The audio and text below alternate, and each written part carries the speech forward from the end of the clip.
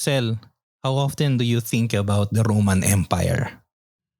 Every morning when I wake up, every night before I close my eyes. Bring bringing back Rome to its former glory. Wow, grabe. Wow, di ba? Parang Make America Great Again ba ito? Hindi po. Hindi po Sakto, di tayo ba? gano'n. Pero may nabasa ako pare, sabi niya, when we were boys, we sympathize with the goals. But as we grow as men, we want to bring back Rome again. Parang sige nga, usapang Roma tayo. Pero this time, ito ba Romang Vatican ba ito, pare? Hindi, Romang-Roma ito. Oo, yung Roma talaga na Roma talaga. Sige, so, Okay. ayos. Ito po, magsisimula na tayo. Ito po pala si Lennon. At ako naman si sorry, mira. Ako naman si Russell. At ito ang Tamang Usapan. Usapang may Roma.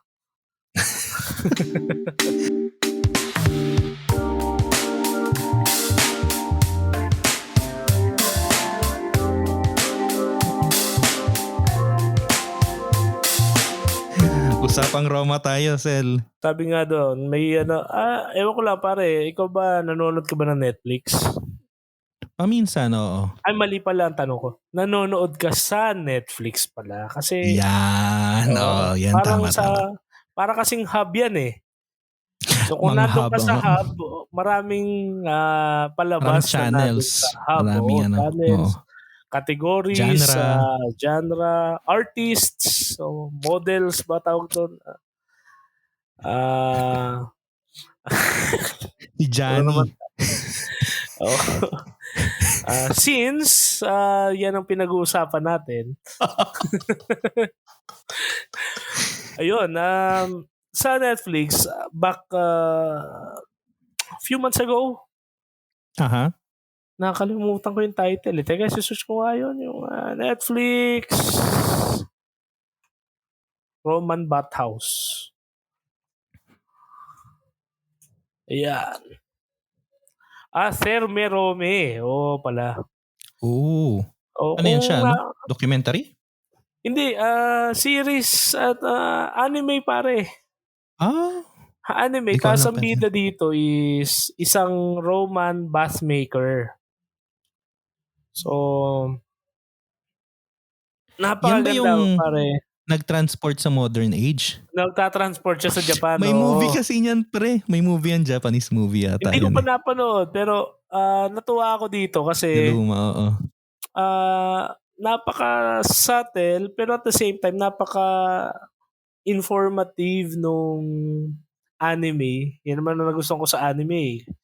Parang it's trying to educate you in a manner na hindi siya imposing eh. I mean, depende sa anime. I mean, may mga anime talaga na talagang mumulating ka ng... Depende. Just like literature in general, di ba? Yeah. Pero yun nga, yung Therme Rome, it's a story of a man who builds baths. Tapos, I don't want to spoil, pero hindi ko na rin sobrang matandaan. Basta ang point, every time na napupunta siya sa modern age, dinadala niya yon sa age niya. So, it makes people wonder paano siya nagkakaroon ng ganung klase ng genius na magkaroon ng ganun ka-sophisticated at the same time very unique na perspective on making baths. And parang isa sa mga takeaways na hindi porke dun ka, hindi porke yun lang yung craft o niche mo, you will not be able to make any difference. Yung kasi yung natin yung mga issue natin, di ba? Very Roman yan. Na kung ano yung estado mo sa buhay, hanggang dun ka lang. yung usapan natin na last week, yung hierarchical setup ng society Mhm. na na-adapt ng religions na dapat may patriarchs, merong prophets, may 'di ba may gano'n, 'di ba? Ah, Ah, Gano'n din yung gano'n din sa Rome, eh. Parang kapag once you are a noble, you're also noble kahit wala kang pera, 'di ba? mm, Kaya kapag mga magnanakaw, senators. 'pag magnanakaw ka, kahit senador ka o kaya ah, diktador ka 'no, diktador, a dictator is a different, Iba-iba ang iba konseptong idea ng diktator. diktador 'no? Imperator, Oo, 'di ba? imperator. Anyway, masyado tayong excited sa Advanced. topic na 'to. Pero itong Sir Merome nga pare, Oo. I really recommend it. Ano siya, mix siya ng Japanese and Roman story. It's a very good So yun, ano nga ulit yung tanong mo? Saan ba tayo napunta Wala dun? akong tanong. Ayun, sa Hindi, pang-Roma yung tayo. nagsimula tayo, 'di ba, ng how often do you think about the Roman Empire? So sabi mo Yeah. kada umaga, kada gabi. Oo, kasi um, kapag ikaw nagbabaybay ka ikaw kasi nasa Madrid ka eh. So talagang hindi mo maiiwasan, at least sa subconscious mo, talagang pinupukpok sa bungo mo na talagang ini-instill sa'yo na nandito ka sa isang piraso ng earth kung saan minsan tumayo ang Roman Empire. Pero dito sa Maynila, talagang kita mo yan sa mga gusali, no? At hindi lang sa panlabas, even the very, very internal structures ng ating lipunan, no? Specifically, yung the way, governance, Mhm. the military structures, ano pa? Batas. Oo, 'yan ang Batas. pinaka Roman law yan, no? long-lasting influence talaga ng 'no. Grabe yung impluwensya Ayoko ng naman Roma 'no, ayoko yung naman sabihing geography. regalo ng Roma sa mundo eh. Pero kasi yung iba hindi regalo eh. Pero totoo ko diyan, grabe ang influence and kahit hindi mo siya isipin ng own initiative mo, in a way, we as individuals and as a society, I believe we are continually partaking of the Roman life. Ah, Nagkataon mas malaya lang tayo ngayon at hindi tayo slaves eh. Kasi sa kulay ng balat natin taga-ano lang tayo, taga-pagpaligo tayo sa bathhouse nila. Uy, depende, kung anong bahagi ng history ng Roman Empire, Kasi Ah, yung mukha, later mu- alam ko nag-universal citizenship na yun, eh. Sabi mukha nga nung akong iba yun daw ang taga-Carthage eh.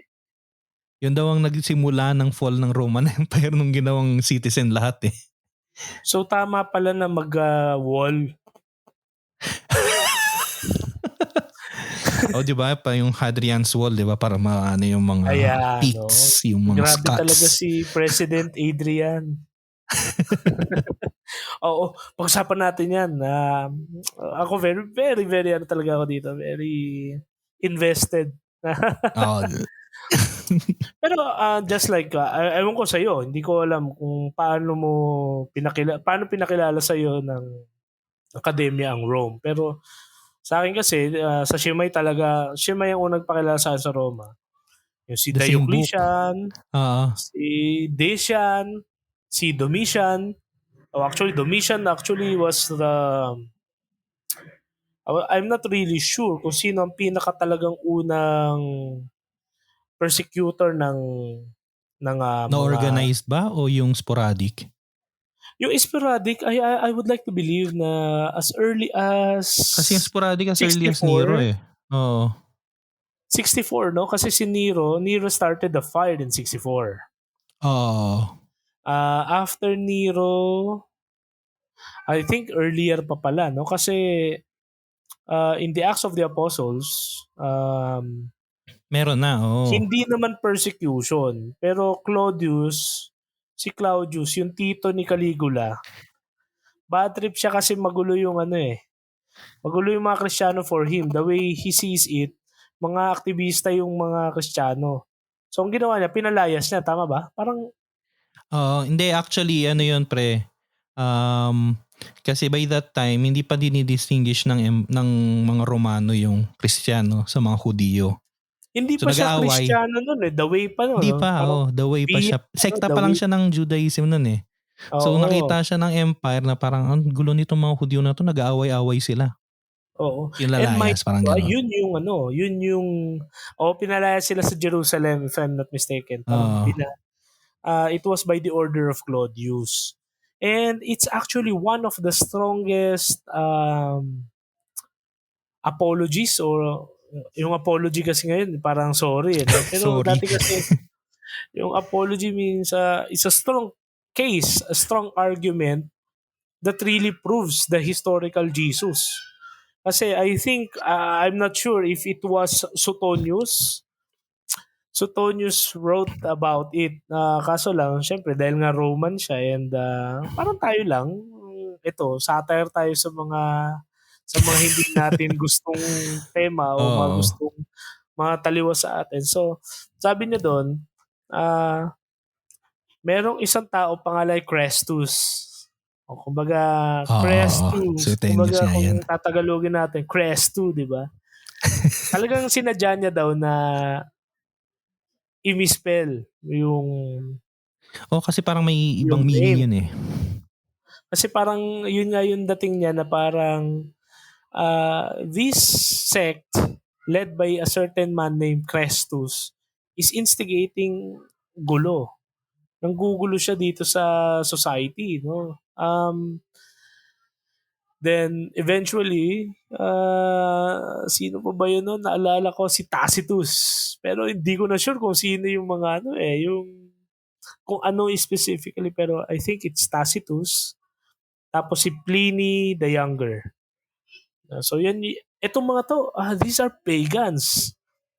Pagan Romans ito. They never became Christians, no? And they really stated truths about Christ or about Jesus and the way his followers behaved during the time. So yun, kasi we were talking about emperors eh. Pero mamaya tumbukin natin yung concept ng emperor kasi isa ring maganda yan. Kasi I think our discussion on Rome ngayon, more on the socio-political, hindi tayo religious eh. Diniscuss ko lang yan kasi, yun nga, Claudius, after Claudius, of course, we have the mad emperor, si Caligula. Yung yung ginawang general yung kanyang kabayo. Senador. Senador ba? Ginawa niya senador. Pinasok niya sa... Pero may mga kilala tayong ganyan, no? Oo, yung mga nagluluklok ng clown sa Senado. Buti pa yung kabayo. Kasi yung kabayo, at least alam niyang kabayo siya.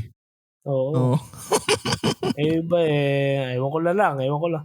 Lately, may balita dito na parang may isang plaka daw. Plaka lang naman na 7. 7 kasi senador yan parang sinita yata sa traffic. Muntikan sagasaan yung nalita. So, imagine mo kung kabayo yun, at least. Mapapatawad mo kasi may sariling utak yung kabayo. Pero yung driver ng SUV na may plaka, ba yun? Pero yun, Caligula, I think may konting persecution sa time ni Caligula. Pero may mga hindi siya sporadic dun kasi mas focus si Caligula sa niya sa internal. Hindi ako nagkakamali yung mga organized persecution, natatandaan sabi sa amin ng professor namin dati sa church history yun yung mga organized persecution, ang nag-organize nun kung sino yung mga pinaka the best na mga emperor. Marcus Aurelius? Marcus Aurelius pala. Mark Antony, inisip ko yung panahon pa yan ni Julius Caesar. Marcus Aurelius, halimbawa, isa siya sa mga nag-organize na, yung organized na persecution. Talaga? Meron palang persecution ng time ni Mm. Marcus Aurelius? Kasi parang ang Paborito ano nun ay paborito pa naman natin 'yun. paborito pa nga natin 'di ba kasi stoic Stoic 'yun, and eh, everything. stoic 'yun, eh. Pero mga Pero later na 'yan, logically eh. nga pagka tiningnan mo yung decision kaya nga the best emperors sila ang nagawa ng talagang organized na persecution kasi logical yung kanilang decision. Magulo yung empire dahil sa mga Yeah. Kristiyano. So, i-persecute natin, tanggalin natin 'tong mga 'to. Yung mga gago sila Nero halimbawa, yung mga sporadic lang kung kailan lang nila ma-feel, 'di ba? Kung trip lang nila. Kasi after nga nun, hindi, naalala ko lang kasi yung sa history ng New Testament. Si Titus ba yung nagpawasak ng templo? Teka. Titus o si Parang oo. Vespasiano? Yan yun, isa sa dalawang yan kasi Ah, mag-uncle panahon yan eh. nila yan, eh, year 70 yan, eh. 70 yeah. Pero ang naalala ko talaga na I think organized na was as late as 90, Domitian. Domitian, oo, organized na yun. Kasi si Domitian, naalala ko nun, yan kasi yung time na nasulat yung Revelation, eh. 'Di ba? So, yan yung time na medyo si John, siya na lang yung natitira. Parang sabi niya, "Oh no." Si Domitian kasi he declared himself as a deity. So dahil nga dineclare niya ang sarili niya na Diyos, na parang, "Ako ang makapagbago ng Pilipinas. Ako ang, you can use," kahit ano, humarap siya sa Senado, eh. Humarap siya sa Oo, Senado. ganun ang Oo, mga diktador, talagang, ganun ang mga emperor. oo, hinijack niya yung Senado. Eh, sabi niya, "Ako ay Diyos. I hereby proclaim myself God." So, being the God that he is, he demanded na everyone should pay him homage. Dahil doon, syempre, the Christians, sabi niya, "Teka, Oo. may Diyos kami, eh." Sa Eh ibang di, religions madali lang yun kasi polygamous. I mean, marami silang Diyos polytheists pala. Sa mga Kristiyano at sa mga Hudyo, ibang usapan. Oo. So, yun. I think it was in Domitian. Tapos yung pala assignment natin sa isa't isa, kung sino ba talaga sa mga Roman emperors yung pinaka malupit. Kasi parang ang record holder sa utak ko si Diocletian, eh. Parang actually yung mga kilala nating, oh yeah. Hindi. Sabi ko ako, actually akin din. Parang Diocletian. si Diocletian kasi halos lahat ng kilala nating santo o Lahat ng santa na mga martir, martir, di ba? parang Oo. siya yung nagpapatay, eh. Think it was Diocletian. Pero yun nga, so much about Rome in the perspective of a persecuted Christian church. Although mamaya, madidiscuss na natin kasi eventually talaga after 1,000 years, Rome itself became Christian. Nabinyagan talaga ang Mhm. Roma. Kaya nga nagka-Holy Roman Empire. Pero before we jump that, balik muna tayo dun sa concept ng imperator, ng dictator. Yan. Back then, ito medyo guide mo dito kasi hindi ko talaga to. Sige. Yung Rome kasi, sinilang siya 'di ba sinilang din, pinanganak yata ng lobo 'di ba, ng wolf. Hindi. May dalawang Si magkapatid. Romulus at Si Remus 'di ba? Romulus siya si Remus. Pinadede ng Tapos, hindi naman sila aso. pinanganak. Pero ang nagpalaki sa kanila, kumbaga, ay yung lobo. Yung So kaya lobo. yung pag pumunta kayo ng Roma, meron dun yung parang symbol nila, yung dalawang batang Bata dumidede sa na lobo. nadede Oo. sa wolf, oo. Wolf hindi yung lobo na lumilipad. Oo. So, kung paano nila na-found, actually, nakalimutan ko na. Diniscuss naman yun ni Sir sa amin nung high school, pero kalimutan. Pero Si idol Virgil, namin no? yung Alam ko kay Virgil.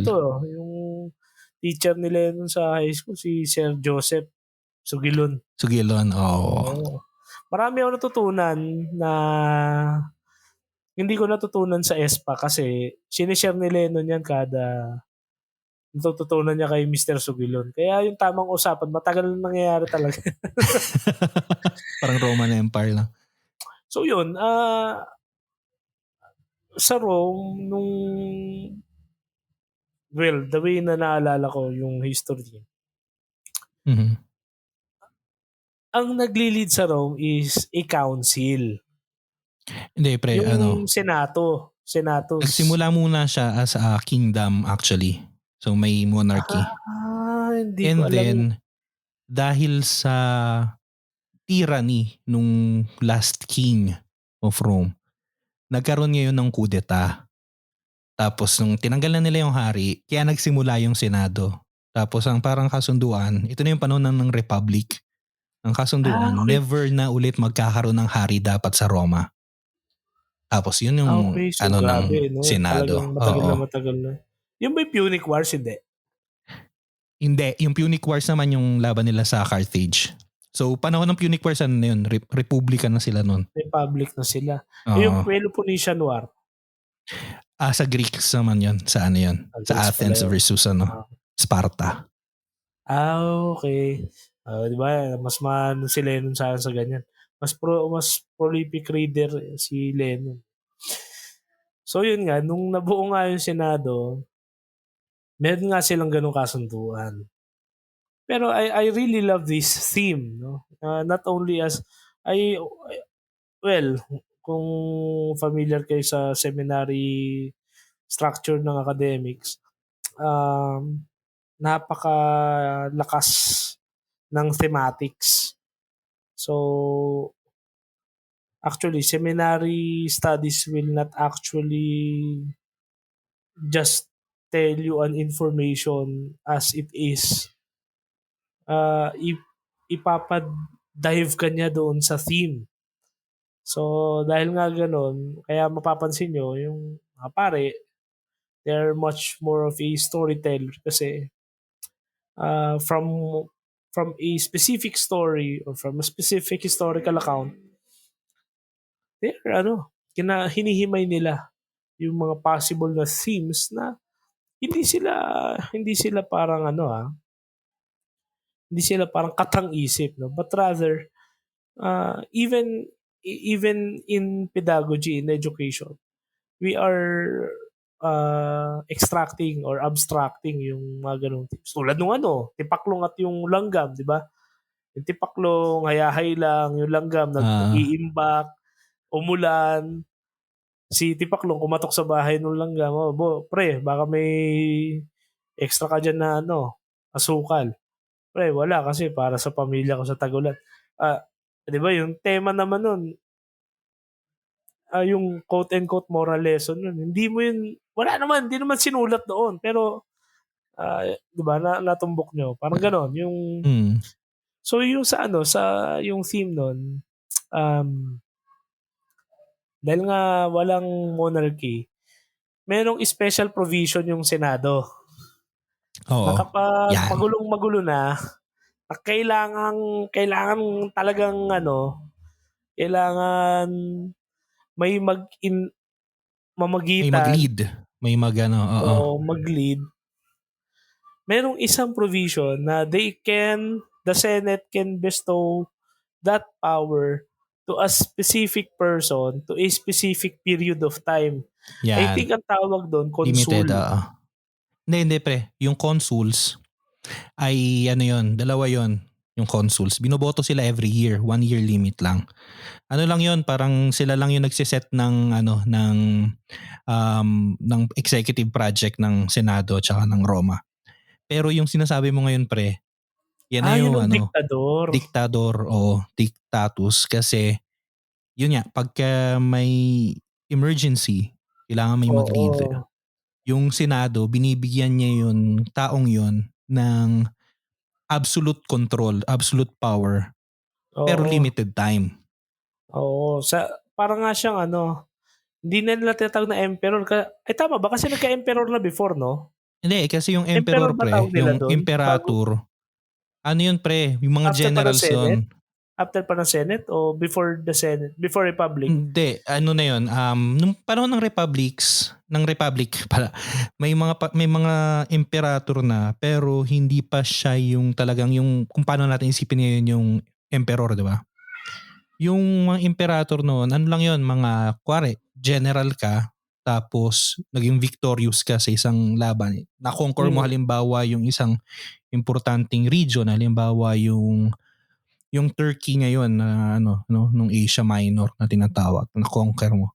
So, bibigyan ka ngayon ng parang honorific lang na imperator, 'di ba? Na someone who Ah, commands. ganun Ngayon, pala ang yun. panahon ni Julius Caesar, diyan yung nagsimula na yung imperator, yung tawag dito, yung general na victorious, si Julius Caesar, 'di ba, na-conquer niya famously ang Gallia, ang France. So after nun, naging imperator siya. And at the same time, dictator siya. So dictator din siya. Panahon ni Julius Caesar yung ano yung pagbagsak ng importansya ng Senate tapos yung pagbuo ng emperor na katulad ng nasa isip natin. Empire, oo. Oh, kaya nga siya Pero kaya up siya until the pinapatay ng ano, mga senado. hindi siya officially, no? Tama ba? Yung Parang hindi talaga si Julius Caesar kasi parang the official talagang as recorded in the books, I think it was Augustus, right? yung tagapagmana na niya. Oo. Kasi Oo, nung yun. panahon ni Parang ni kasi yung Julius time ni Julius Caesar, Caesar nga, parang transition parang revolutionary transition. government, parang Oo. RevGov, no, sa atin, yung period Kasi ang natin, di ba? nangyari, parang ano yan makikita nyo na ngayon, mamaya natin i-discuss yung similarities sa modern setting, pero makikita man yung Oo. similarities Yung mga tao, sawa na kasi sila parang yung mga senador parang pare-pareho lang, parang walang nangyayari. Then came Julius Caesar na naging Oo. consul, later Change naging is coming. imperator, Parang tapos change is coming change ba is yan? coming. Parang grabe Tapos naman. pinasweldo niya lahat ng kanyang mga sundalo. Normally Oo. sa Roma noon, pagka legionary ka, ang sweldo mo, makukuha mo yun pag nag-retire ka na. Pero ang ginawa ni And Julius parang Caesar, lupa siya. oo, lupa. Kaya nga Lupa. sila conquer ng conquer Kasi kailangan nila ng Oo, pampasweldo kailangan nilang bigyan ng lupa yung mga Oo. warriors.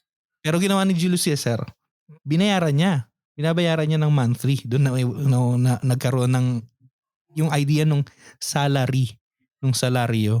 Kasi binabayaran niya yun by salt na mahal nung panahon na yun yung salt So ngayon, Hmm. na-consolidate ni Julius Caesar, nung nakita yun ng mga senador, yan, yung famous na Ides of March, di ba? Yung This pinatay is siya a sa threat to Senado. us. Threat siya, actually hindi lang sa Senado Ang nasa isip din ng mga conspirators, sila Brutus, Magko-collapse actually ang si Rome. Cicero, one of the best politicians ng Rome, ay anti-Julius Caesar din. Kasi yung isip nila, kapag nagtuloy-tuloy yung gustong mangyari ni Julius Caesar, magko-collapse yung republic. Yeah, And that came true nung panahon na ni Augustus. nag-collapse talaga. Kasi yun nga these themes are really close to my heart kasi talagang fascinated ako sa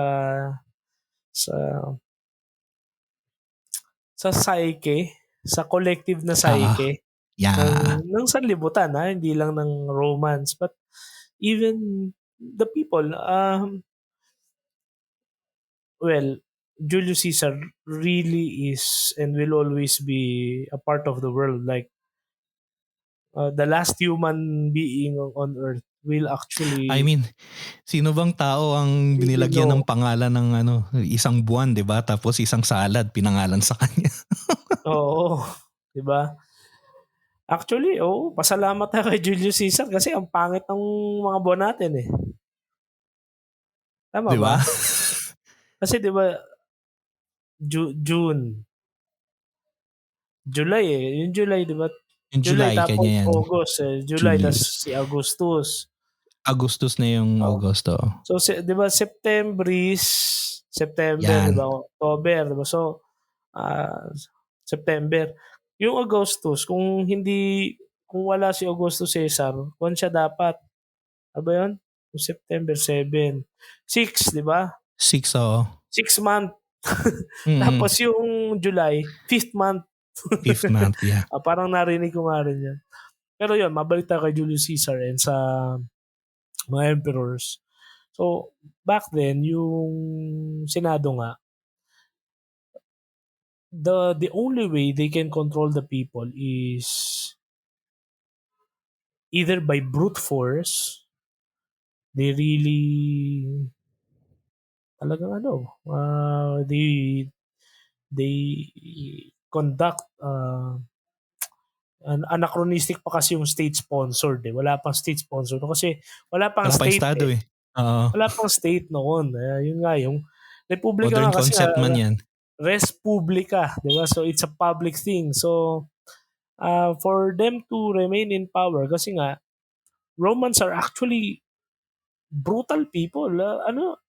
They say barbarians yung mga nasa labas ng north, di ba? Ay ng Rome, no? North of them, mga Ostrogoths, Visigoths, mga Vikings, yung mga Gauls. Pero Romans themselves are actually very desensitized sila sa violence. Normal lang sa kanila magsaksakan, magpatayan sa May although may isang batas, no? pre, May na batas. dyan sa sinasabi mo ngayon, may isang account actually na dati raw kasi pala sa Mediterranean, parang may long-standing tradition na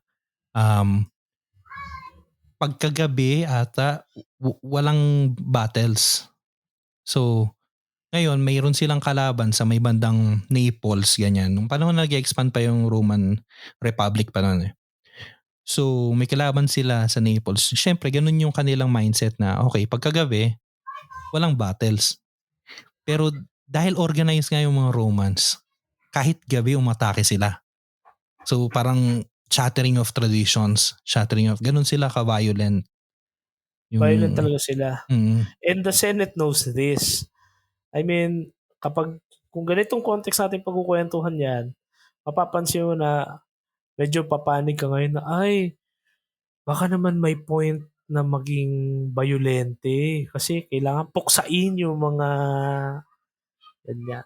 Diba? Para may solve daw ang mga salot ng lipunan. Criminality sa 6 months. Actually, that's citing the philosophers of old. So it's just a same old problem, different packaging. Ayun, the Senate knows that these people may mob mentality kahit gaano mo sabihin na napaka-organized sila with napaka-systematic na in a way, quote unquote, systematic ng Roman. Pero yung psyche, yung mob mentality ng mga Roman, talagang they will really drag you to the streets and papatayin ka nila sa streets. That's why either they resort to brute force or of course the classic distractions. Hence the circus, the Colosseum, yung mga gladiator, yung mga Kasi yan, di ba? Ang philosophy nila ang philosophy ng governance nila ay, bread and circus. Para mapanatili mong walang revolts, dapat siguraduhin mo na may makakain yung tao at may entertainment yung tao. Yeah, keep them distracted. Again, modern na no? Again, just different packaging pero you have your social media, you have all the fake news, misinformation, disinformation. Meron kang TikTok, meron ka even the Binagyo ka, bigyan reels. kang 500. Mga ganon, di ba? Same. Di ba?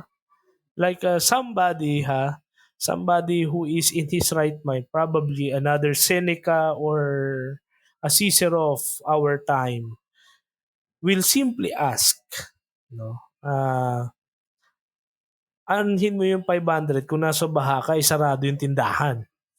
And it's just an honest question. At tapos, people are now mocking the person and they are attacking the person's thinking this way. It's the most logical. And what the people need are actually food, di ba? Food, dry clothing, di ba? Better shelter, di ba? Evacuation actually. Ngayon, somebody is really questioning things and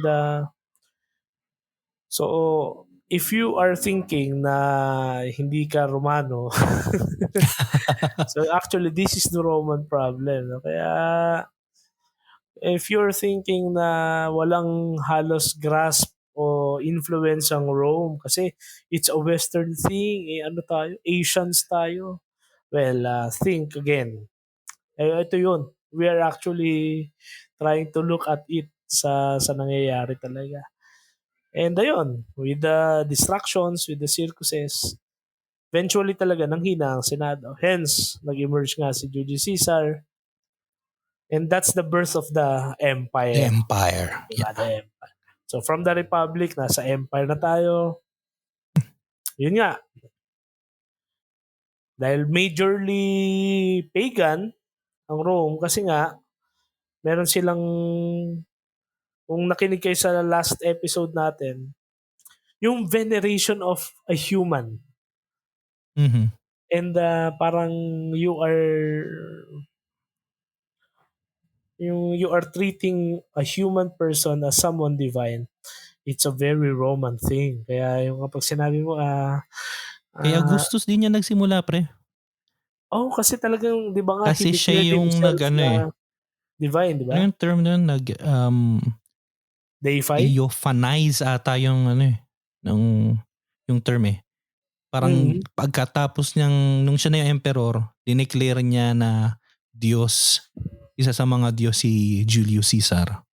And then later on, naging tradition niya na kapag yung emperor ay namamatay, after nun, ide-declare siyang Diyos. Yeah. Although And, meron silang isang tradition na magandang gayahin, pre. Yung maganda yung Latin nun, nakalimutan yung term eh. Pero yung idea nun is that kung gago ka, na mahala ka na napakagago mong nilalang, tapos namatay ka na, di ba? I-declare ka na parang lahat ng laws niya ay invalid, yung memory niya ay invalid, tatanggalin natin yung lahat ng memory niya, pati pangalan niya sa lahat ng mga dapat Nakalimutan yung term na, mapakaganda ng na yun eh. so practically sa kanila din galing yung cancel culture. Exactly. Cancel ka. Problema lang, dati talaga hindi ka malilibing sa libingan ng mga bayani, ng mga emperors. Damnatio memoria. Yun ang ang term. Ayun nga O lang damnatio aeterni ata. kapag ikaw ay grabe ang iyong kasalanan sa taong bayan, naboto ka na Wala nalibing ka yung pa rin sa libingan ng mga emperors it's a whole damnatio. Pero nabanggit mo kanina, siguro isa sa mga long lasting na na influence, na legacy ng Roman Empire ay yung law, yung Roman law, no? Can you enlighten us doon sa paano siya naging hanggang ngayon, paano nakakaapekto yung Roman law sa atin?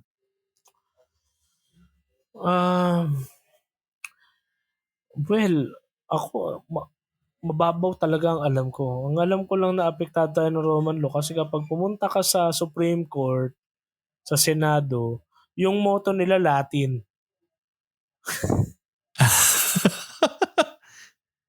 Hindi, pero I think yung mismong levity no? aside, the procedures, Oo. the civil procedures are hindi na siya fully derivative kasi of course nag-grow na yung Siyempre society nagkaroon na ng natin. evolution niya. Pero inspired pa rin no ng Roman law yung magistrates, 'di ba, before. Oo. Magistrates, kaya nga magistrates yan. Sa magister kasi is teacher meaning they are teachers of the law.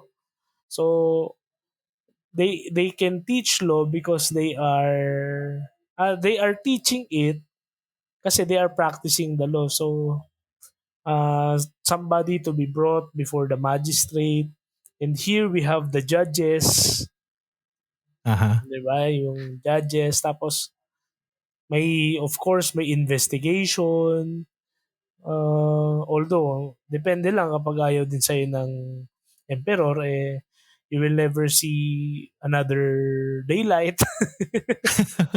So, extrajudicial killings is also is also somewhat from a Roman inspiration, no?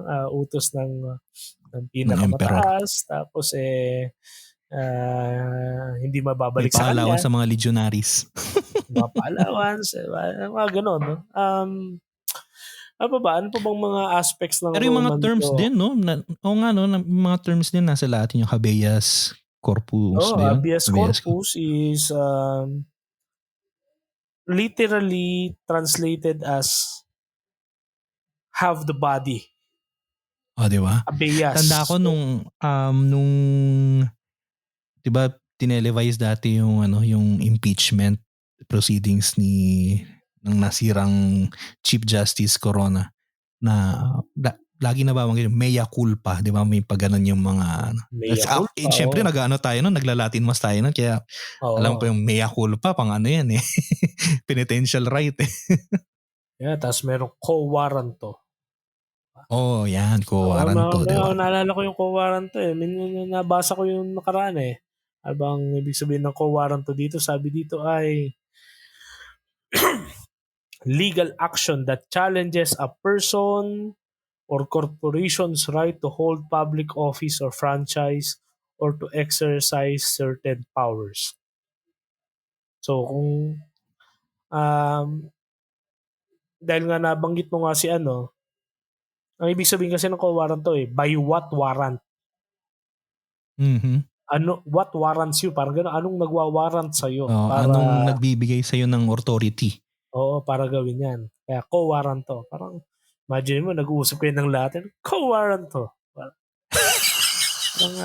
sino ka? Parang gano'n, co-warranto. Mm.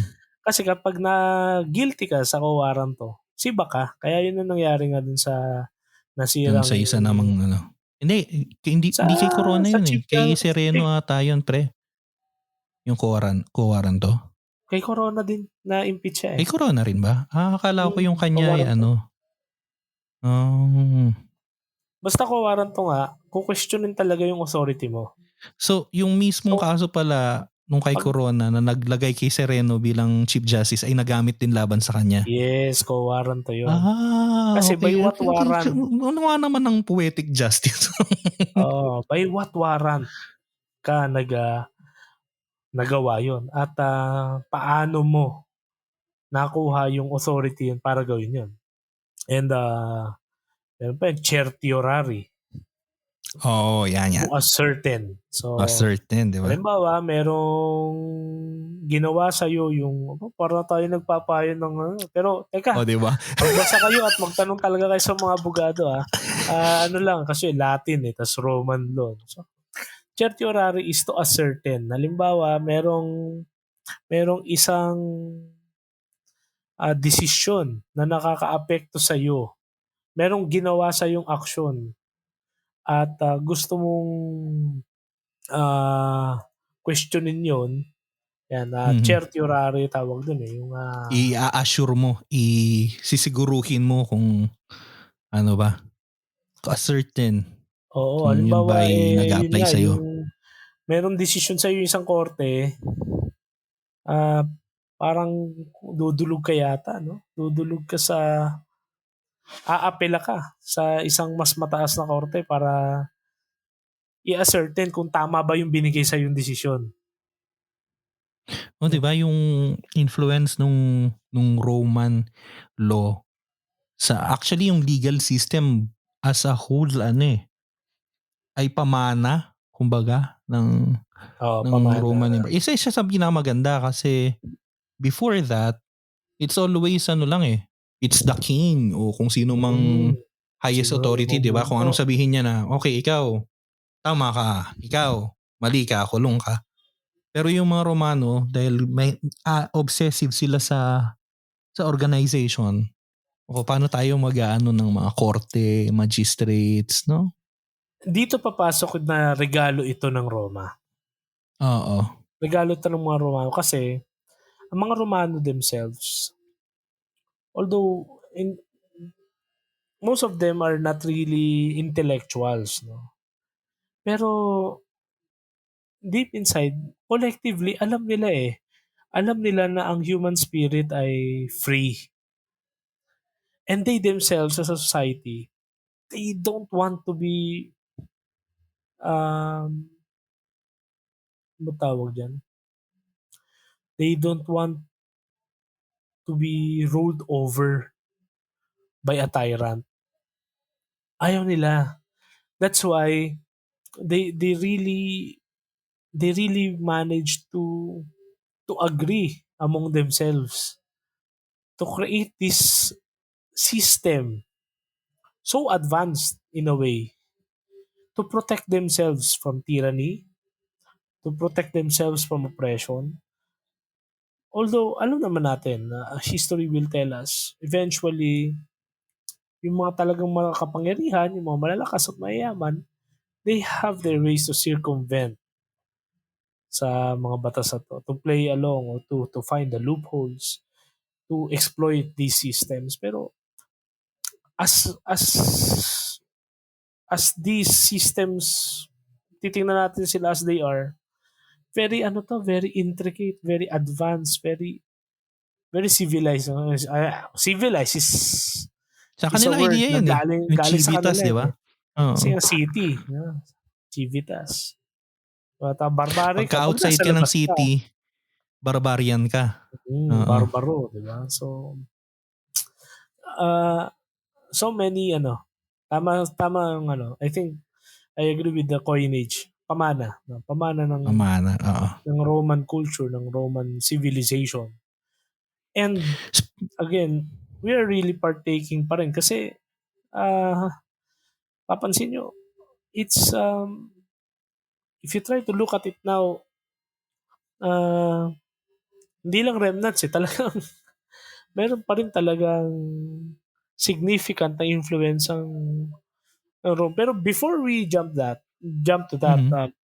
kasi more on paano na yan more on the contemporary discussion. Yeah, yan. Christian Rome noon.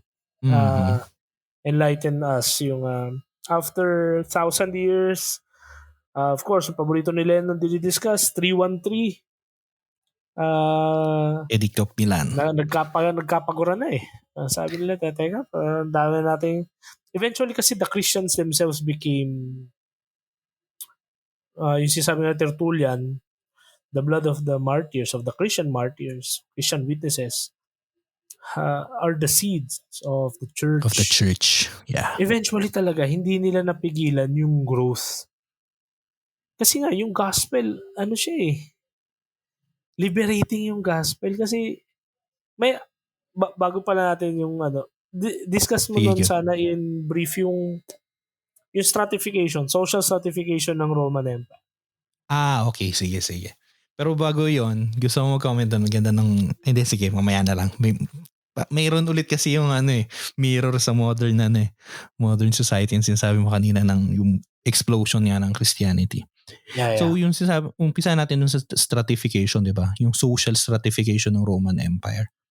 So syempre, at the head of the social pyramid, kumbaga, ay yung mga patricians na tinatawag.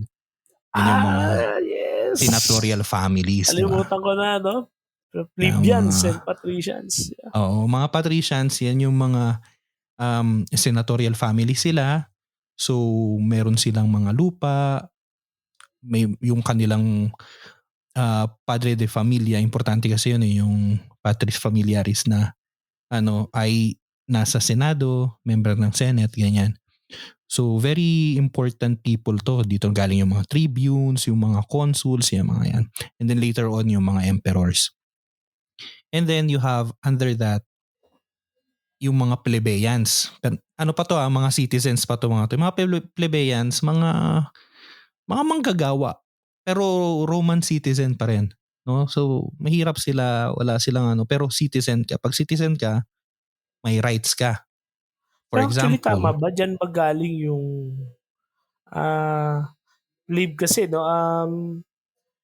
plebs. Sa PMA kasi, yung first year, Yung fourth class ba? Tama ba? Aha. Yung tama ba? O first class? Basta yung first year ng mga tao sa estudyante sa PMA kasi tawag diyan plebo, plebes. Pero Puwede, yung yung salitang pueblo ng Spanish galing sa plebe kasi ba parang bayan, 'di ba? Bayan, oo, Yung actually. yung Oo, ngayon ko lang na ano yan, plebeios ba? puwede, Plebeios ba yung possible. root word nun? Kasi, plebo kasi yan, kapag yung talagang first year ka talaga, like, talaga ikaw talaga pinakawawa, plebe. So yun, gaya plebeians, Oo, yung mga plebeyo, pueblo, mga so, plebeians, mamamayan. plebs. Yan, Oo, mamamayan. yan. Yeah. Pero ano pa yan sila, citizens pa yan sila. Yeah, yeah. So may rights pa, may ano, and then you have yung mga non-citizens, no? Pero ang tawag nila doon ay foreigners. So kahit na matagal ka na nakatira, halimbawa nakatira ka sa Damascus, no, na panahon na yun ay bahagi na ng Roman Empire. Kahit na buong buhay mo doon ka pinanganak pero hindi ka Roman citizen, ikaw ay foreigner, Alien. alien yan. So wala kang rights. Pwede kang tumira doon pero halimbawa sa court system ay hindi ka You pwedeng cannot mag-demand avail. ng pag-appeal. Parang ginawa ni Saint Paul, 'di ba? Kasi Roman citizen siya. Nung may ano na sa kanya judgment, nag-appeal siya to the emperor kaya sinend siya sa Roma. So, yan. Then, ito na yung famous na slaves, no? Yung mga slaves sa Roman Empire. Well, totoo naman na inhumane yung trato, pero hindi sa lahat Kasi ang idea ng slave, kapag ka naging member ka na ng isang familya, member ka ng family na yon. So, family kayo. Ang pinagkaiba lang, yung father, yung patris familiaris, kahit na anong gawin niya sa'yo, pwede niyang gawin kasi pag-aari ka niya. Ganon din sa mga anak niya actually. Dahil siya yung yung father, padre de familia. Anyways, yun yung social stratification. And then, gusto ko lang i-comment yun, nandito na naman tayo, yung Christianization, yung explosion ng Christianity doon sa Roman Empire, no? So, as we have discussed na kanina, nagsimula na sekta lang ng mga Hudyo, no? Na Jewish sect lang talaga ang Christianity. And then later on, nagkaroon ng mas naging malinaw yung division hanggang yung mismong imperyo na yung distinguish, no? Na iba yung mga Kristiyano, iba yung mga Hudyo. And then there was the persecution. Kasi nga, ang idea ng mga Romano, kapag ka meron kang venerable tradition, kapag ka luma, yun yung totoo, yun yung kaptiwa-tiwala. So yung mga Hudyo, may tradition sila kahit na weird sila kasi isa lang Diyos nila. Pero okay, sige, may tradition sila. Itong mga Kristiyano, bago. So weird ditong mga to. Tapos sumasamba sila, pasikreto, ayaw na pa nilang simbahin yung emperor. So dahil doon, nagkaroon ng mga persecutions and then hanggang 4th century, may mga sporadic at may mga organized persecutions. Pero yung explosion na yun, na ito yung sinasabi ko kanina na meron ding parallelism sa modern age. Yung explosion ng Christianity, it's much more, bukod sa connected yung empire, na magaganda yung mga kalsada nila, na mayroong tinatawag na Pax Romana, yung peace within the empire, no? Ang isa pa sa nagtulak para sa pag-explode talaga ng Christianity ay yung widespread na need for to just know who I am, why I am here. So, okay, wala na masyadong, may gera pa rin sa labas ng empire, sa borderlands. Pero sa loob, wala na masyadong gera. Pwede kang pumunta kahit saan, may meet kang ibang ibang culture. Sa sa context na to, parang may kulang, parang may ano pa rin, may vacuum pa rin sa loob. Sino ako? Bakit ako nandito? Yung mga philosophical questions, no? Yun yung na-feel ng Christianity. Kaya to the point na nag-explode siya until such time na hanggang doon sa mga patricians, unti-unti na rin silang nagko-convert until we came to Constantine, no? Tapos yung Edict of Milan niya noong 313. And then Dugtungan panahon ko na ni lang, Theodosius nung para lang mas officialization. ma-emphasize pare. Yung sinasabi ni Lennon, very important yung part na yun na yung liberation of man. Kasi ang talagang cause kaya nag-explode, no, naging revolution siya. Kasi Christianity has become a religion of slaves. Exactly. Talagang, I mean, in an empire na almost 70% ay slaves. yes, kasi if you're trying to look at it sa isang pananaw na more of a sociological, no, anthropological na pananaw, hindi siya as religious or spiritual. The apostles were, half of them at least, were quote unquote uncivilized. No read, no write. No read, no write yan. No read, no write. When they were preaching the gospel, ang nalapitan lang nila, konting-konti lang talaga yung mga mayayaman na naging na-convert nila when beginning the ministry. So most of the time, they were spending most of the time with slaves, with common people, workers, mangingisda, maghahabi, artisans, craftsmen, practically talaga the lowest part of the strata, no? And konti lang sa Acts of the Apostles, konti lang yung sino ba yun yung kinausap ni Philip, yung Ethiopian na Ethiopian eunuch. na eunuch, 'di ba? Tapos yung iba talaga is kasi Priscilla and Aquila, hindi mo sila sobrang yaman eh. Parang Mayaman ba sila? middle class. Middle class lang, mostly middle class pababa sa slaves. And ano pa yung Kung may message mayaman ng man, puro mga babae, mga asawa ng mga yes, totoo yan. sponsors ng mga apostle. Sponsors nila. Pero eventually yan, si Cornelius, yan lang yung medyo mga prominent na people na nabanggit sa Bible. Yung pumasok si Pedro sa bahay niya, di ba? Ano yun mga powerful images kasi, powerful symbols yan na ang perception pa sa kanila kasi is mga Hudyo sila eh. And when the slaves saw it, ay, pantay-pantay pala tayo. So, ayun. Yun lang naman. Yun yung parang gusto ko lang na Christianity is a religion of slaves. Pero upon receiving the message ng gospel ni Jesus Christ, they found themselves as free men. Kaya talagang na-enrage din talaga yung current society back then kasi lumalaban na kayo. Kaya nakita Kasi nila na talagang bumaliktad yung parang siya, paradigm shift talaga eh. akala ng, well, hindi nila akala, literally, talagang naging pag-aaklas siya na peaceful In a spiritual way. sense, oo. Kasi cultural sense.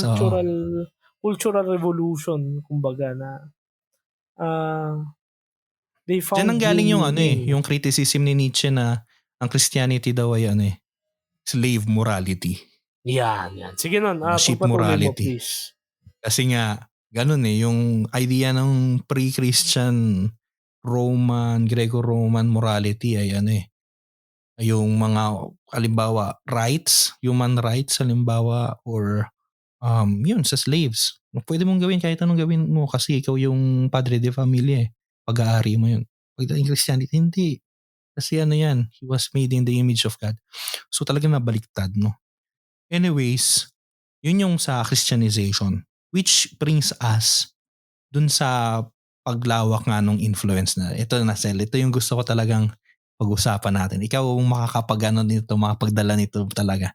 Yung geopolitical parallelism, no? Yung pag-usbong ng influence ng Roman Empire sa modern age. Napag-usapan na natin yung sa law, sa religion. Meron din tayo sa trade o kaya sa political system in general. Tapos ito, ewan ko, ikaw mag-comment ka dito. Pero may napanood ako o nabasa, di ko na matandaan kung saan ko yun nakakita. Parang ang parallelism daw is that the modern Roman Empire is the West, the Western hegemony, no? Led by the US. Tapos, ang parang idea noon is that katulad ng Roma na ang dating capital ay Rome, tapos panahon ni Constantine, nung talagang umusbong at yumaman yung empire, lumipat ng Constantinople.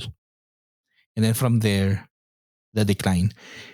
Ang idea naman daw May ngayon ay that, sinasabi yung prof namin na Spanish kasi yun eh. Hindi naman daw talaga niya nilipat. Or the way I understood hindi talaga niya nilipat. Rome still remains. Kumbaga parang, if you can remember back then, mga siguro nung high school tayo, naalala mo ba yung, hindi naman siya scandal eh. In a way, parang naging erroneous na ang naging capital na ng Philippines ay Quezon City. Nalitan mo yun, oo. di ba? Ang capital na ng Philippines is Quezon City, tapos kasi nandun yung patas nandun yung titular seat na of lang yung Manila. Parang may ganung Pwede ganun yata yung parang nangyari. tumalon. Pero kaya nga, di ba, pinangalan ng Constantinople kasi nga Constantine. Kahit ka Constantine. Pero Pero actually virtually, napabayaan din yung Roma, yung city Kasi nga, nandun lahat ng makapangyarihan ngayon sa Constantinople. Yes. Actually, yes, that's true. Yung Western Roman Empire. Oo, kaya yun ang unang bumagsak, di ba? Na ang capital niya is Rome. And yung Eastern Roman Empire, which is Constantinople, sa Antioch, yun yung ngayon, current day Istanbul. Constantinople. Yung West, that's true. Kasi by 476, wala na. Nag-fall talaga yung... nag-fall na. Nakalimutan ko kung sino yung emperor niya. I think it was Diocletian. Hindi. Ang last 476 Roman emperor ng West ay bata yun hindi, si Romulus Augustulus pala. Yun. Romulus, napaka-poetic nga nung na yung pangalan niya ay Romulus din. Yung founder the last ng emperor Rome, of the West. Kung saan pinangalan yung Rome. Yun. Yun din yung last. Siya yung last emperor ng Western Roman Empire. Because of that, na naging totally desolate yung Rome. Tapos, very din, in a way, it was very significant sa history din na lahat ng institutions, even the highways, people became illiterate. Naging mangmang talaga ang mga tao. The only institution that was left was the church. Kasi nandun yung Pope. Virtually, Rome, nung panahon na yun, nagsusurvive lang city of Rome noon dahil sa Papa. Kung wala siya, wala na, matagal na yung kasi mga hindi rin siya ginagalaw ng mga barbarians nung time na yun. Kaya ilang beses actually nagkaroon ng ng attempt na i-assassinate or at least i-usurp yung title ng Pope. Doon yung punta na tayo sa history. Pero before kayo tuloy yung sinasabi kanina, pero at least para doon yung dahilan kung bakit kinoronahan ng Papa si Charlemagne as Holy Roman Emperor. Kasi isip niya, teka, yung emperor na nasa Constantinople parang wala nang pakialam dito sa Roma. Tapos, yung panahon pa yun, yung nanay ng emperor, pinatay yung anak niya para usurp si Irene of Athens ba yun? Nakalimutan ko. Basta, so ni-usurp niya, so babae, so tapos usurped lang, so walang legitimacy. So sabi ng Papa, teka, hanap tayo ngayon. Sino ang pwedeng, yung pinakamakapangyarihan nun ay yung King of the Franks, no? Ng mga French. Si Clovis. Si Charlemagne. Si Clovis, tapos yung anak niya si Charlemagne. Hindi, ang tapos, anak ni Clovis si Pepin. Si Charles Martel yata. Charles Martel. Baka si Pepin. Tapos kinarahan niya Charles Holy Martel, Roman tapos Emperor. Si Charlemagne. Si Charlemagne, yeah. Charles the Anyways, Great. just going back dun sa sinasabi ko kanina, yung nabasa ko yun, yung idea na ang modern Roman Empire ay yung West, no? Yung Western hegemony. Then you have that nga, ang dating capital ay London, ngayon ay Washington na. And then some commentators say na just like the fall of the Roman Empire, nakikita na raw natin yung decline ng Western hegemony. So, ikaw Sel, comment ka doon. Yung ito na papasok yung geopolitical parallelism ng Roman Empire sa modern age. Hindi natin mapagkukwentuhan yung geopolitics without again going back to the both famous and infamous man named Julius Caesar. Kasi Rome was just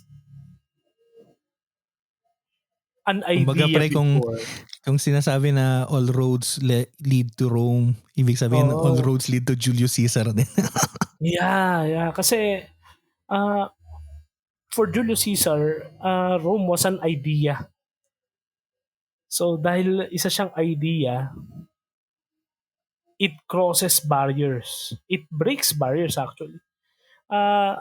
Yung isa sa mga pinaka-ambitious campaigns niya nga, yung pinakamadugo is yung Gallia, yung France.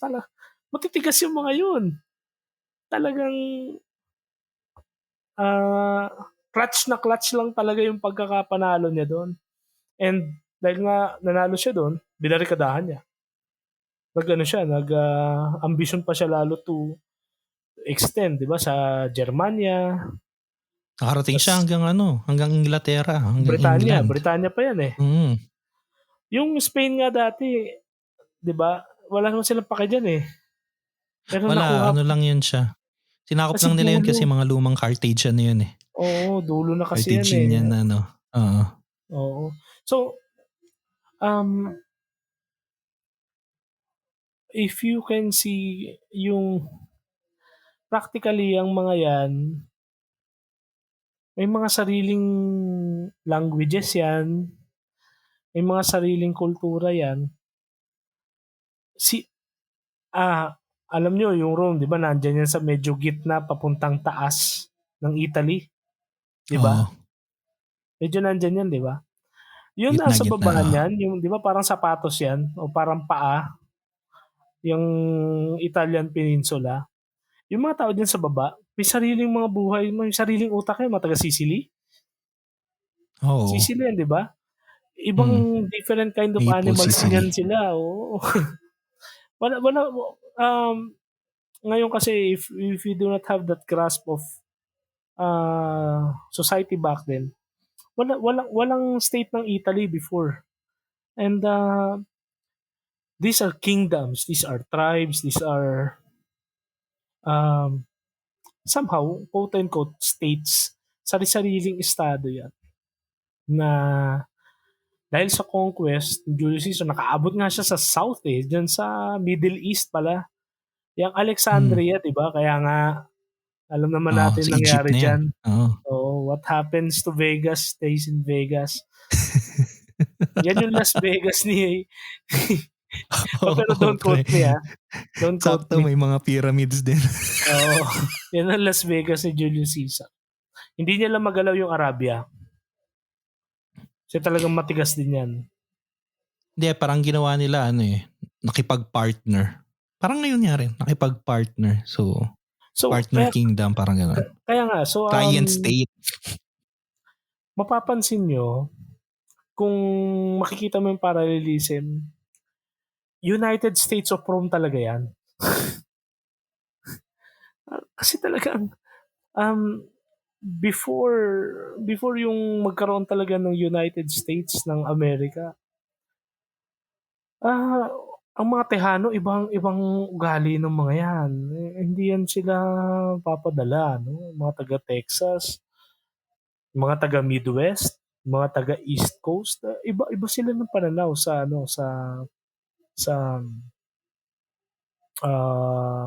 politics, sa society, sa culture. So tama rin yung ano, yung sinasabi mo nun, yung hegemony after Rome, from the old London, no? Kasi doon naman galing yung mga ano, yung mga naging unang leaders ng Amerika. Tumalon sila ngayon diyan sa naging mainland na ngayon yung lupa ng US, yeah. USA, and papansin mo yung vast na nagkaroon nga ng United States, pero outside the physical territory, talagang in-expand pa nila Yung influence, no? yung influence, yung Oo. ah, kung ano yung hindi nila kaya sa usapan, dinadaan nila sa paspasan, and it's a very Alam yan ng buong ve- Latin America. very Julius Caesar, very Roman approach, no. Hindi mo kayang daan sa Santong Dasalan, daan mo sa Santong Paspasan. Exactly what happened. Then Middle East, yung yung influence niya sa Middle East, yung yung pag-broker niya ng mga peace accords, ng mga arrangements, sanctions, economic sanctions. These are all part of the wider strategies na kung titingnan mo yung mga underpinnings, meron silang Roman traces. And now, ano ba yung ultimate na ano, yung talagang pinaka-formidable na kalaban ng ano, Ng Roman Empire? Roman Empire? I think it's Yung Persia. Kasi yung Carthage, yung original nila talagang kalaban na rival before sila maging empire, nasakop nila yun eh. Pero yung Persia, never nila yun nasakop. Yun ang tinik Persia pala, sa hindi side pala nila. Arabia. Persia pala yung nasa isip ko. Hindi. Yung Arabia ano eh, parang client state nila yun eh. Oo, Persia pala yung nasa isip ko. Yung hindi nila magalaw kasi talagang matigas talaga. Like talagang namamatay talaga sila. Oh, dahil And pareho silang ano, superpower. So balance yeah. lang lagi yung ano nila. And sino yung mga superpowers din na hindi nila fully kasundo? Ano bang modern day Persia? Iran. Exactly. And kung anong hindi mo pagkasundo, ang hindi lang nagawa ng Roman Empire is yung proxy war. At Oo, kasi least sila talaga at yung least pumupunta. at least Julius Caesar really had the balls na Yeah. talagang fatal for him. Talagang pero the the the the the military genius, no, which has evolved through the years, and now the evolution of the strategies, of the tactics, of the operations um of the modern day Roman Empire, talagang ano siya, nagtatranscend na siya sa physical boundaries. So talagang nandiyan ka na sa cyber warfare, nandiyan ka na sa social engineering, if you're really targeted, makukuha at makukuha ka nila. And it's, I mean, I'm not giving the props to Rome, no? Pero yun yung ibig ko sabihin na parang just look at the parallelism, and if there is as formidable as the ancient Persia, they have the modern day Persia, and ngayon may nagcha-challenge din sa kanyang hegemony, which is China. Maybe yun nga ang modern day Persia, no? China or Yeah, Russia ba? I yung think China. talagang, I think it's China kasi yung the way China is projecting itself or herself to the world, um, she is offering an alternative to the status quo, itong current global uh, World rule, order. quote and quote, rules based I don't know kanino ba kasing Society. rules yan eh. Pero rules-based order, I mean, objectively speaking, China is also rules-based. I mean, Ibang although rules nga lang. communist nga lang siya, pero ba yun? With Chinese characteristics, no? Pero China is offering um, an alternative. It's an invitation actually to the world na, hey, you might want to consider an alternative to this long-standing quote-unquote rules-based order. Where you have Pax seen that, Americana. yung Pax Americana na talagang pag sa amin ka sumapi, may Pax, may peace sa inyo. Hindi namin kayo gagalawin. And if you adhere to our, kung hindi man fully adhere is, kung hindi man subscribe, at least you agree with us sa pinopromote namin na democracy. I mean, these are good things, ha? Pero, objectively looking at it, if you agree to Mhm. us, hindi namin gagalawin. In fact, we will support you. And we will Yun nga visually pre, protect I you think need. yun yung yun yung weakness eh. Kaya rin nagiging tantalizing yung offer nitong Modern Persia. Kasi karamihan ng mga client states ng modern Roman Empire, ang trato nila ay parang Hispania, di ba? Yung backwater lang ng empire. So, okay lang. Secured na yan eh. So, hindi na natin kailangan Yeah. mag-invest dyan. Yeah. Sorry. Kaya ako, I really believe that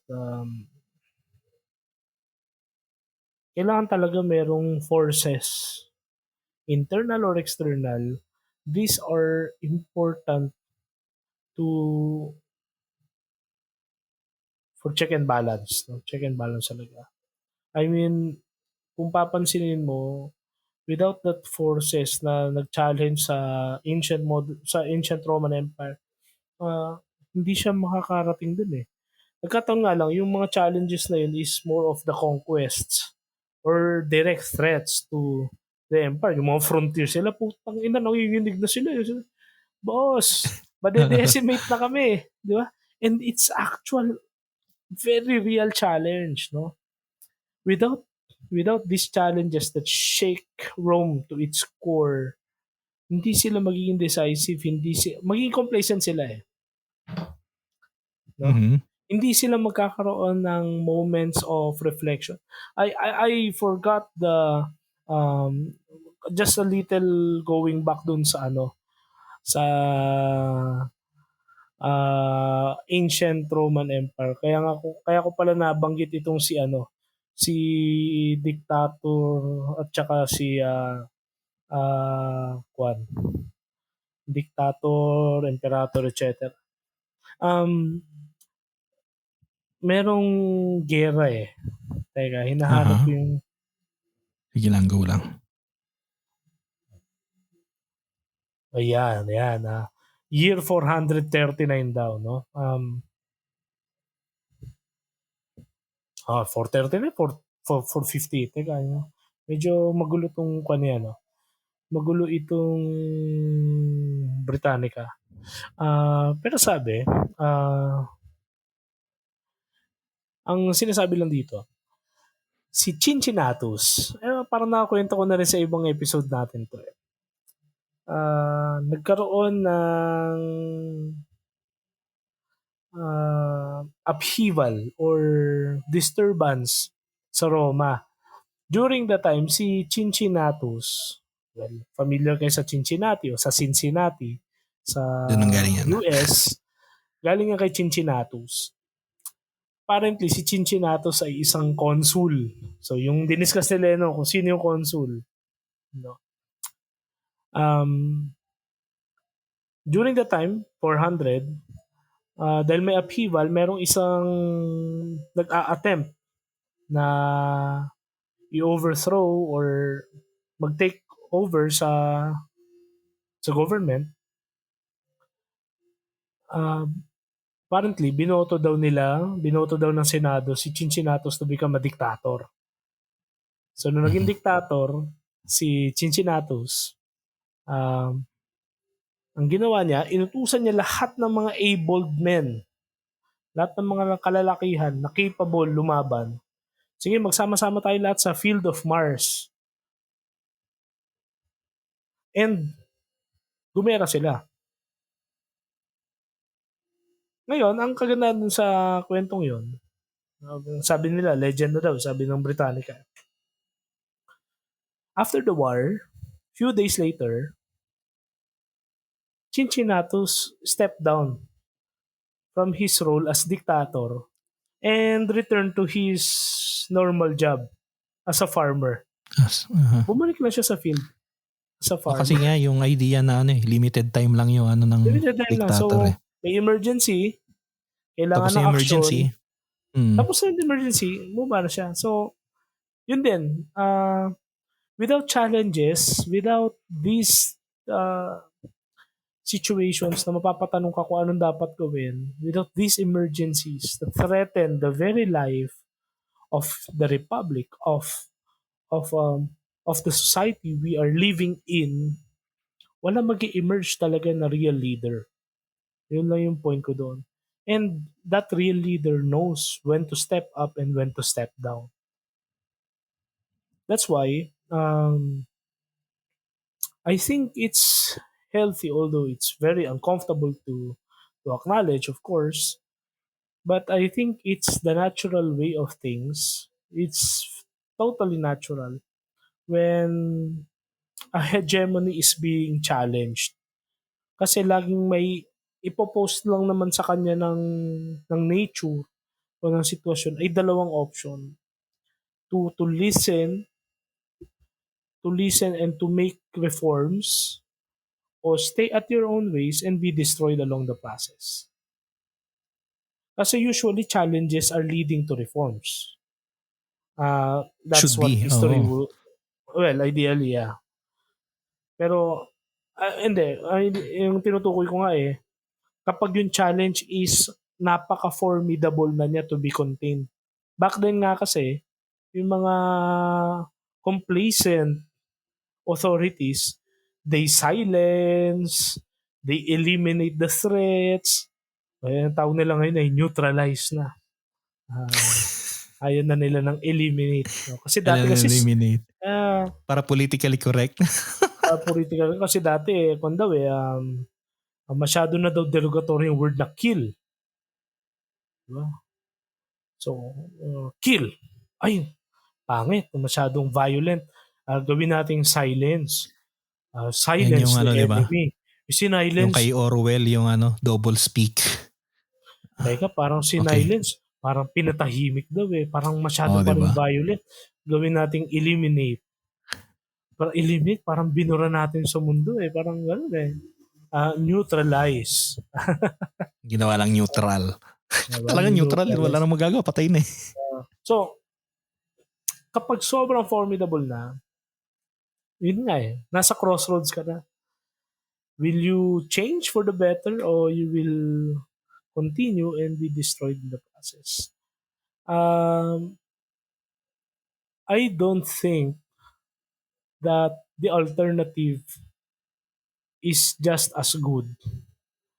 Personally, I think the current order works, but without these challenges, without an honest to goodness assessment, wala. Yung mga hindi maganda, magpapatuloy lang. I think it's a purifying moment and defining moment to the modern empire. No? Kung talagang they're really fighting for that democracy and rules-based order. Rules-based order. They really have to show na it's really the only system that works. Kasi the new the modern day battlefield is and will be fought without borders. So it's in the cyberspace. It's in families. It's in societies, diba? People turning after one another, turning against each other. Ano to phases of war na to. Not the war na defined by any law available in the world, pero it's actually war. And Christians have always been perceptive of this kasi may spiritual warfare tayo na concept Mm. na we are battling not flesh and blood, no? But So dominions and powers. yeah, and looking at the world in this perspective, kasi sabi nga ni Vianney, perceives deep, no? Ang mata daw ng Kristiyano lagpas sa lifetime talagang to eternity. So may ganun tayong perception. We will see na these are direct threats of war, no, against us. And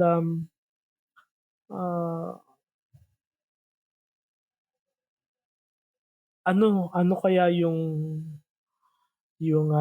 gagawin ng empire? Will it really lead to its demise? I mean, just an opinion, we've seen much during the pandemic. Talagang nag-collapse talaga in shambles. Kung nagkaroon ng atake sa Capitol, unimaginable yon after 9/11. Unimaginable. Impregnable yan. Fortress yan Bakit? The Americans, full support sila sa government. Regardless of political differences. Sabi ng mga Amerikano supportahan natin yan. Diba? After 9/11, ang taas ng American patriotism. Ang talagang love of country, love of countrymen. Tapos comes the attack sa US Capitol. Dati unimaginable. Imagine, that's also how Rome perceived it. Na yung sentro, yung palasyo ng emperador, hindi yan. Diba Constantinople used to be the impregnable Impregnable city. Fortress yan, pero eventually fell. And as history will tell us, galing din sa loob. Parang bakal Galing din yun sa loob, actually. Sisira ang bakal sarili niya. So, yun. Hindi naman siya pessimistic, pero things come to end. Yung kind ng end, depende sa kung yun nung medyo may control tayo. Everything is bound to end Pero how things will end, how long or how fast, how tragic or how peaceful, medyo nasa control pa natin. Ayan. Ikaw, pero yun ang akin. Ikaw ba nun? Ibabalik ko sa iyo yung ano ba yung mo diyan? Take mo diyan sa parallelism yeah. I think ayun napunto mo halos lahat nung Kaya gusto kong pag-usapan talaga to kasi yan nga yung parallelism na yan na nakikita natin sa modern world order, di ba? Yung rules-based society na tinatawag, and then yung challenges. Kasi nga, yan yung yan yung nakita ng Roman Empire, yung fall, yung decline ng Roman Empire. Ganun din, yung pagkakawatak-watak, yung divisions from within, yung inability to reform, yung mga economic crashes, mayroon ding nagkaroon ng plague, yung Justinian plague na isa rin sa mga dahilan. And sa Eastern yan, no? Diba? Sa Eastern, Tapos yung pagbagsak talaga ng Constantinople, isa sa dahilan nun kasi yung Fourth Crusade, hindi pumunta ng Jerusalem, pumunta ng Constantinople Yun yung inatake. So what I mean is, nakikita natin yung mga diba? Yung mga parallelism from within, diba? From yung sa modern setting. But I am still hopeful. Kasi nga, ito, ano ka na to? Pang closing ko na to kasi, mahaba na ito ang ating episode. Laging Pero mahaba, no? Pag maganda yung topic. pag maganda nga pag halata niyo po pag na-enjoy namin, di ba? Pero I'm hopeful kasi ito, ewan ko, nakikita ninyo may mga memes to, may mga, kung nag-follow kayo, mga fin-follow ng Russell, mga Trad West, mga ganyan, mga Latin Everyday. Pero meron sila laging pinopost din na parang difficult times create great men. Great Strong men. men. Strong men. Strong men create peaceful times. Peaceful times create weak men. Weak men create difficult times. So I think we are now on that difficult times. So I'm hopeful na papunta tayo dun sa creation ng strong men, no, to counter that difficulty, to survive in that difficulty. So ngayon, the reform of this modern Roman Empire, syempre nasa kamay yun ng mga patricians. Di ba? Mga plebeyo lang tayo eh. Nasa kamay ng mga patricians, pero at the same time, tayo mga plebeyo ay tinatawagang maging strong men, no? So, tulad ng nangyari sa Roma, after the fall of the Western Roman Empire, they subsisted, they persisted, no? I mean, the city of Rome at her glory ay nasa 5 million inhabitants. Nung panahon na bumagsak yung Western Roman Empire, 50,000 na lang yung population niya. Pero yung 50,000 na yun, nakasurvive pa rin, no? So nagkaroon ng makita ng institution simbahan, tapos they really survived the onslaught of barbarians, no, na mga umaatake, mga nag-i-invade, naglulut sa kanya. They survived, and until now we have the city of Rome. And I think yun yung challenge sa ating mga plebeyo. Paano tayo magra-rise up to the challenge to survive in this difficult time, no? So yun yung akin. Noon, bago mo i-closing yan, doon lang sa closing mo. We're talking Rome, we're talking Gallia, Persia, America, China, Iran. Pilipino tayo eh. So, ngayon? Yan. Gusto ko yan, sir. Ikaw muna, tapos ako ba muna? ako magko-closing sa sige. isi-synthesize ko. So ayun, malinaw naman siguro kanina pa na pinag-usapan natin yung influence no na beyond geographical boundaries, yung influence ng Roman Empire. I mean, punta ka ng Pilipinas, yung the fact lang na meron kang mga kalsada, no, kahit na hindi maayos, pero may mga kalsada ka na dinadaanan, that's a Roman legacy. Yung batas natin, yung republican system, yung simbahan natin, di ba? I mean, you have dioceses, you have yung organization niya ng territories ng parishes, yung mga ganyan jurisdictions, no? So it's very talagang namumuhay tayo dun sa gitna ng legacy ng Roman Empire. Now, bilang Pilipino, anong pakialam natin dito ngayon bukod sa legacy? In a way, yun yung sinasabi ko kanina, we culturally and politically are part of this modern Roman Empire, this Western hegemony. In a way, yung kultura nga natin, we are geographically Asians, pero yung kultura natin ay more Western or at least mixed na, no? Ng Western and Asians. Mexicans of Asia. Pero sometimes ako personally, maybe lang naman, yung baka yung treatment din kasi sa atin ng mga patricians doon sa Constantinople, parang Hispania. So backwater, no? Dahil secured na, loyal na yan. So hindi na kailangan masyadong mag-invest, etc., no? But now times have changed, no? Borderlands na tayo. Yeah, tayo na yung nandun sa sa border laban sa Persia, sa modern Persia, no?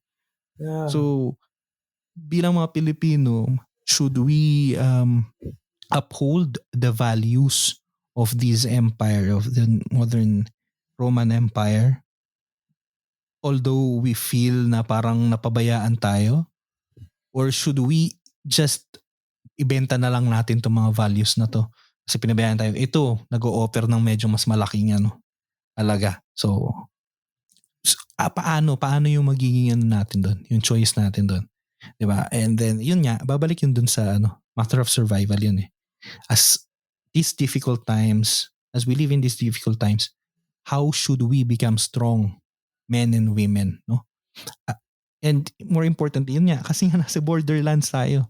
Kung sino yung mga nasa frontera, nasa border, dapat yun ang mas matapang at mas malakas at mas handa. Thank you nun, thank you. Actually, natumbok mo yung isa sa closing points ko rin sana. And I share that. Yung analogy nun sa backwater. Kasi, more than 70 years naman na magkaibigan yung Amerika at Pinas eh.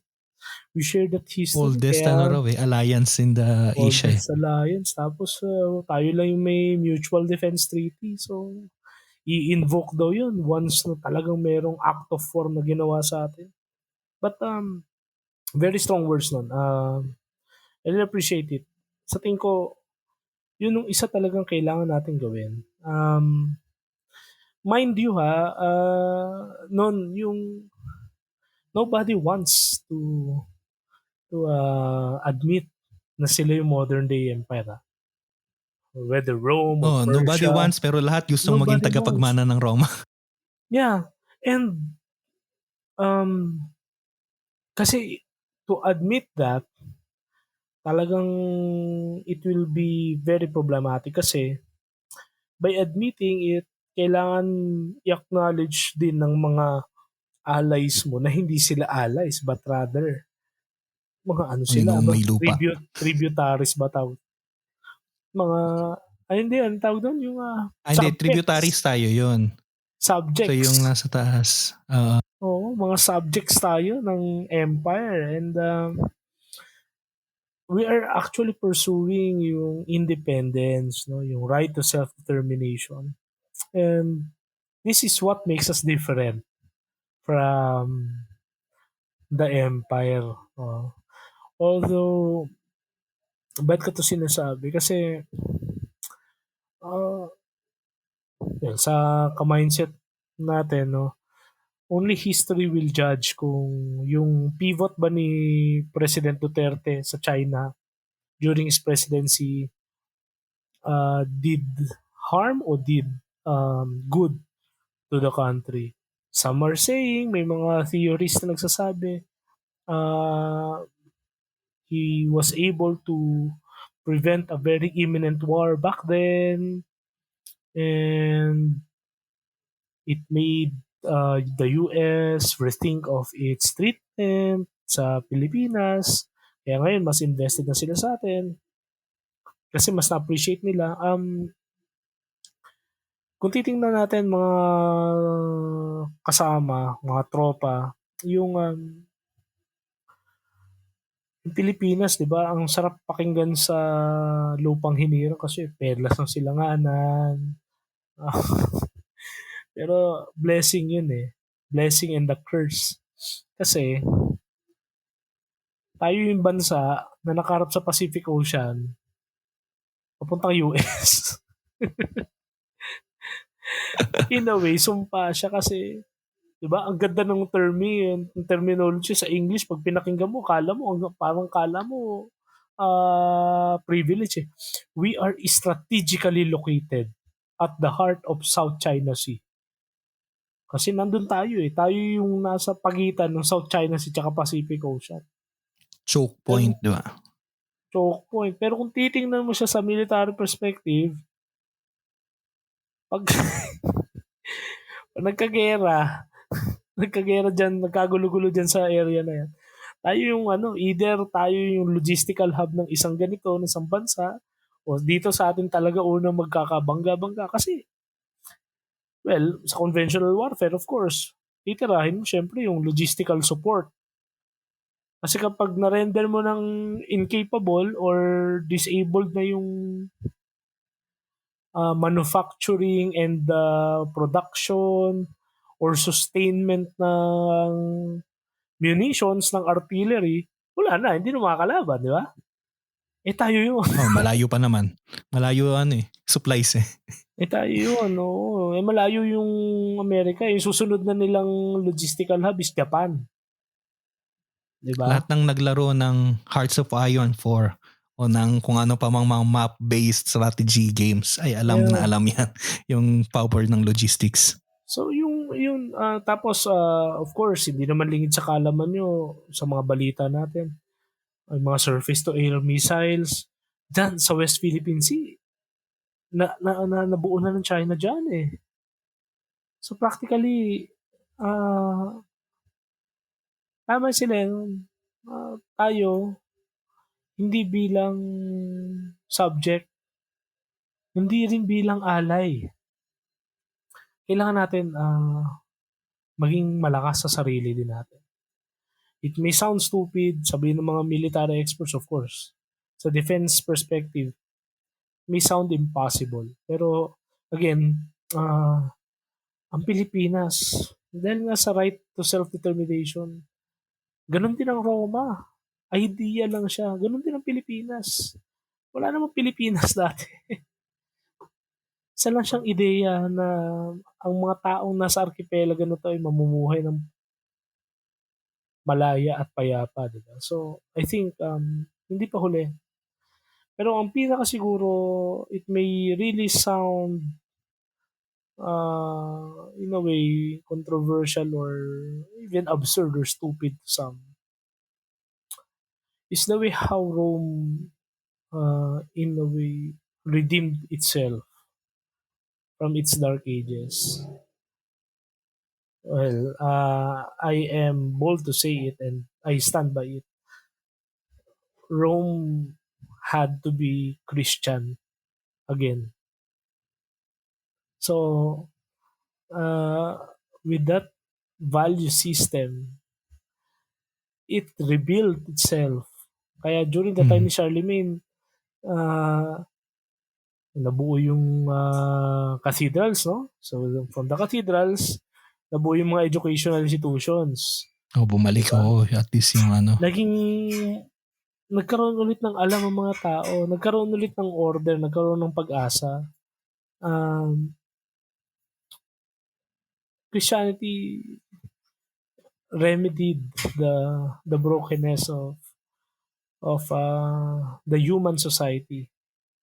No, human not the humane. Humane is always in the equation. Pero the human part of that society was helped or saved by Christianity. And I think that's what also the Philippines need. Today, November 4, I think, tama ba? Hindi natin masyadong kilala si Hermano Pule.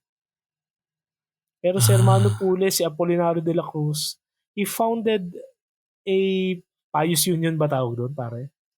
He founded a community. Hindi naman talaga siya fully religious congregation, but it's Hermandad, di ba? O Confradia. Yeah, Confradia de San Jose. Para sa mga Pilipino to freely express their spirituality. And eventually nga, dahil nga exclusive siya sa Filipinos, napagbintangan ng Spanish regime na nag-aalsa. Eventually, talaga nag-aalsa nga talaga sila and Ule was killed. Pero the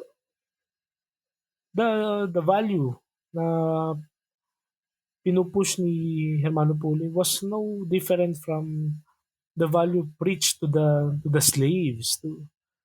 Tayo, Indio tayo eh. Pero yung mga slaves ng Roman Empire, it's the same. It's the liberating gospel. And if we begin to listen to it again and we grow our conscience, there is hope. There is hope sa bayan natin and there is hope for the world. I think Rome was rebuilt. So the Philippines will be rebuilt and will emerge stronger than ever. Yun ang aking pananaw at pananampalataya. Tataya-tatayaan ko yun. Ano. Ayun, yun lang naman. And muli, ito ang nearing 2 hours na naman namin episode ni Lennon. Yan, mga ano kasi, mga themes na talagang paborito From the kasi heart. namin pag kwentuhan. Ayun, kung meron mang mga key takeaways dito is everything is bound to end. No? Just like the old Roman Empire. And of course, dahil nga cycle yun, may mag-emerge na bago. But the quality, we don't know kasi tayo yung nag-shape. Non? So yun, eto na naman, isa na namang mahaba-habang usapan to, no. So alam niyo na po yung mga sasabihin namin, pero siguro isa sa we invite you, no, na to comment, no, sa kung sa Spotify kayo nakikinig or sa website especially. Comment niyo diyan sa baba, how do the Roman Empire, how often do you think about the Roman Empire, tsaka paano siya nakaka sa iyo, no, yung effect niya sa iyo personally sa daily life mo, no. So tingnan mo lang maigi. Lalo So na sa social media. Paano ka na-impluwensya ng Roman Empire? Di ba? Di ba? Nauso yan nung mga a few months ago, I think, yung tanong na yun, how often do you think about the Roman Empire? Anyways, yun po. And then, katulad ng sinasabi namin palagi, please rate us and share this episode to your friends, sa mga sa tingin mo ay gusto nito. And also, sa website po natin sa tamangusapanpod.com, we are also starting na ng pag-regular ng ating mga articles na. So meron na tayong dalawang level. Yung usapan na to sa podcast, no? And then we have yung mga articles, no? So may comment section din doon, pwede tayong magkaroon ng conversation doon, no? So ayun, yun lang ang Then see you next week sa next nating episode. Yes. I think ang next ay parang sa World Philo Day special, no? So, see you doon, no? Again, ito po si Lennon. At ito si Russell. At ito ang Tamang Usapan. Usapang may tama.